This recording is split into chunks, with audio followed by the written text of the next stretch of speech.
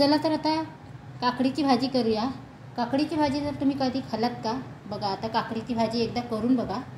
ही काकडी घेतलेली आहे 2, मी इथे कांदे 2 घेतलेले आहे, लसूण घेतलेले आहे, टोमॅटो घेतलेले आहे आणि कोथिंबीर घेतलेले आहे। आता काकडीचा वरचं साल काढून घ्यायचं आपल्याला आणि बारीक चिरून घ्यायचं।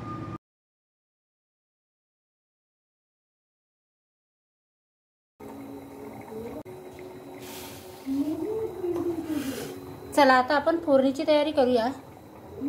आता इथे मी राई घेतलेली आहे, जिरे घेतलेले आहे फोडणीसाठी, कढीपत्ता घेतलेला आहे, लसूण घेतलेला आहे, कांदा घेतलेला आहे, टोमॅटो घेतलेला आहे। चला तर आता आपण फोडणी टाकूया।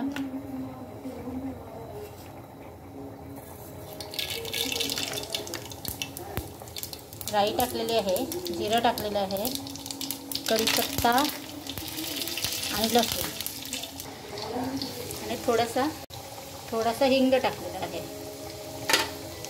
झालेला आहे तर आता आपण कांदा टाकून देऊया। चला तर आता आपला कांदा झालेला आहे, तर आपण टोमॅटो टाकून देऊया। त्याच्याबरोबर आपण चवीनुसार मीठ पण टाकून देऊया। मीठ टाकलेलं आहे, कांदा पण आपला मस्त। तर आपण आता मसाला टाकून देऊया। इथे मी किचन किंग मसाला घेतलेला आहे, हळद घेतलेली आहे, लाल तिखट घेतलेलं आहे आणि हा मॅगी मसाला घेतलेला आहे कढईवाला, तो मी टाकून देते। आता आपण पहिले लाल तिखट टाकून देऊया। 2 चमचे लाल तिखट टाकलेलं आहे, अर्धा चमचा हळदी पावडर टाकलेली आहे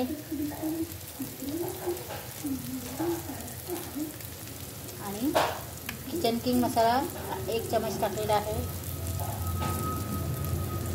मॅगी मसाला टाकलेला आहे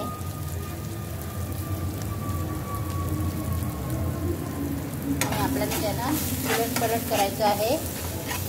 आता त्याला उलटपलट केलेला आहे,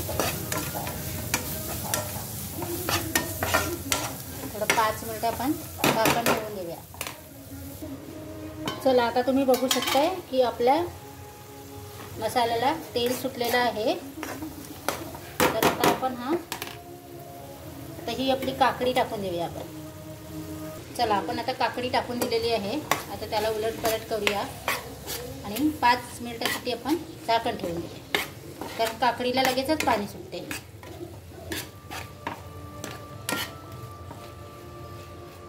मस्त अशी चटपटीत भाजी होते ना, तुम्ही पण करून बघा आणि मस्त खाल चटपटीत।